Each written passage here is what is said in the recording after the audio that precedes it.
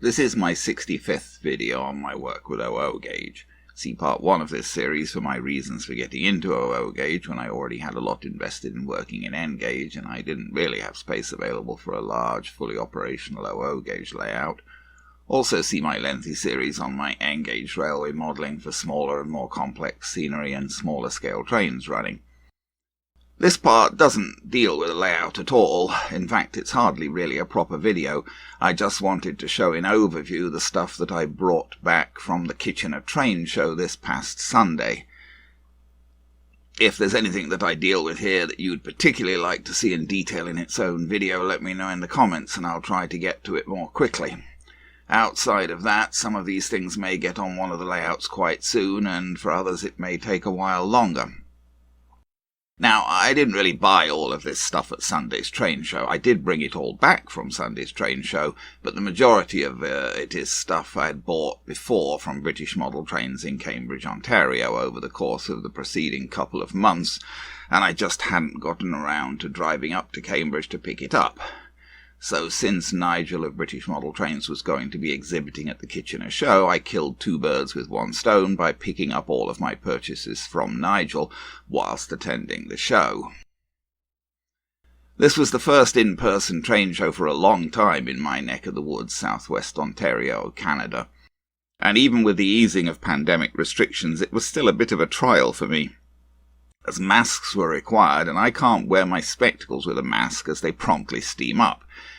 So I have to remove them, but then everything more than 6 feet or so away is out of focus as I'm quite short-sighted. I'm also partially deaf, so I was wandering round the show, peering this way and that, trying to make things out, and then having conversations with vendors that were only semi-intelligible to me.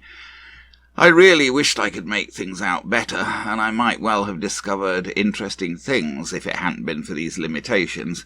Nevertheless, I did make a couple of very interesting discoveries outside of the stuff I was picking up from Nigel. Of course, since this was a show in Kitchener, Ontario, which was renamed from Berlin at the time of World War I, most of the exhibits and items for sale focused on North American railways, especially Canadian. Also, naturally, most of the focus was on relatively modern railways. I only modelled British railway operations before World War II, specifically mainly LMS operations in the British Midlands in the 1930s, although in N gauge I broadened to all of the big 4 companies. So I wasn't expecting to find rolling stock relevant to me outside of what I'd already bought from Nigel. British Model Trains is essentially the only commercial dealer in the province of Ontario dealing in British models. And of course even much of what he carries is outside of my prototype. British stuff does turn up locally in odds and ends from other sources, but not to a great degree. I was offered a couple of items by other vendors that I would have loved to have gone with if I had space to try more things. One vendor had some Hornby 003 rail stuff, and another vendor had a rather rusty Trix twin set that appeared to have been stored in a damp garage or attic for decades. Restoring it could have made a very interesting project, but I can hardly get around my house as it is, and I just don't have space for more experiments. So, enough of what I didn't buy, let's have a look at what I did bring back. It's a bit shocking how little space a lot of model railway stuff takes up when boxed and how little it all weighs. This is pretty much everything that I brought back other than some paints and things, and this isn't even a particularly heavy box. Here it is all spread out. As I already mentioned, all of the rolling stock came from British Model Trains bought over the course of 2 or 3 months.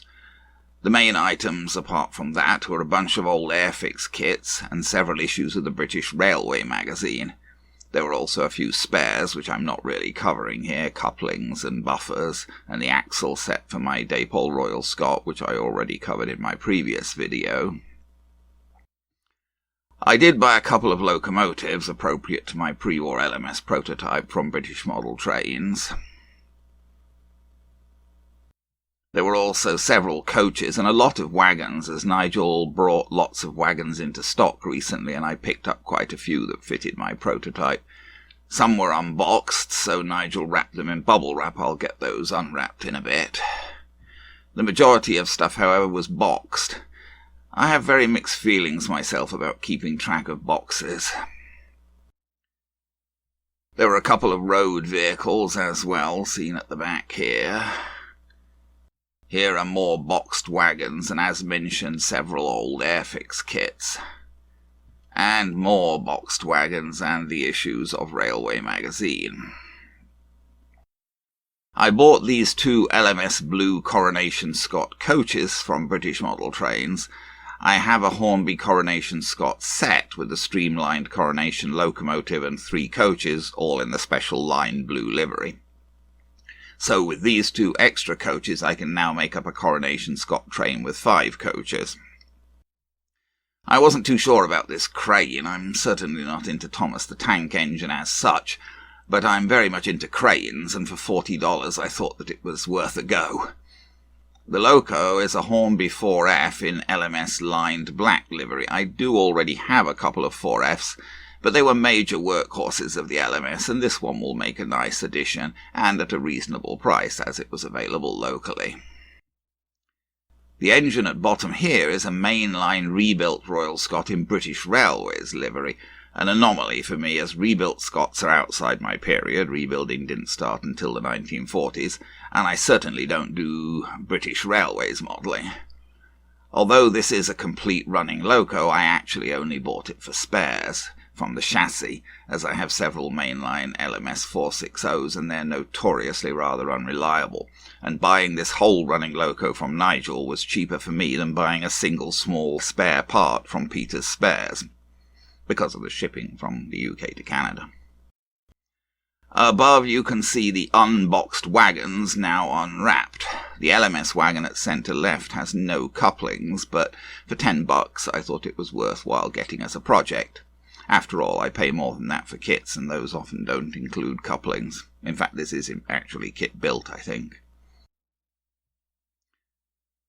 The loco here is a Hornby Ginty, again a little different to the Ginties that I already have, and again the Ginties were absolute workhorses of the LMS, found everywhere doing just about everything. Well, not pulling expresses obviously, but... The closed box is a Hornby Bauxite LMS brake van with working rear light. Nigel picked up several of these recently. I prefer grey brake vans. The LMS switched over to painting them Bauxite in 1937, so I just bought one of these. If they'd been grey, I would probably have bought whatever he had. These are Hornby LMS Suburban non-corridor coaches, and fairly recent high-end ones at that. Even from Nigel they weren't that cheap for me. It'll be interesting to see how much better these are than the old Airfix and Graham Farish ones that I have. Unfortunately, Nigel only had third-class coaches. There's one third-class brake and one full third-class non-corridor coach. So to make up a complete train, including first class, I'll have to mix in an Airfix or Graham Farish coach, unless I can source a matching Hornby composite or first from somewhere. These are the old Triang ex-Caledonian style LMS coaches. I suppose I'd have to admit that they're not really very detailed or accurate models, but still they're quite nice looking and can make up something that looks quite good from a distance as an early LMS passenger train.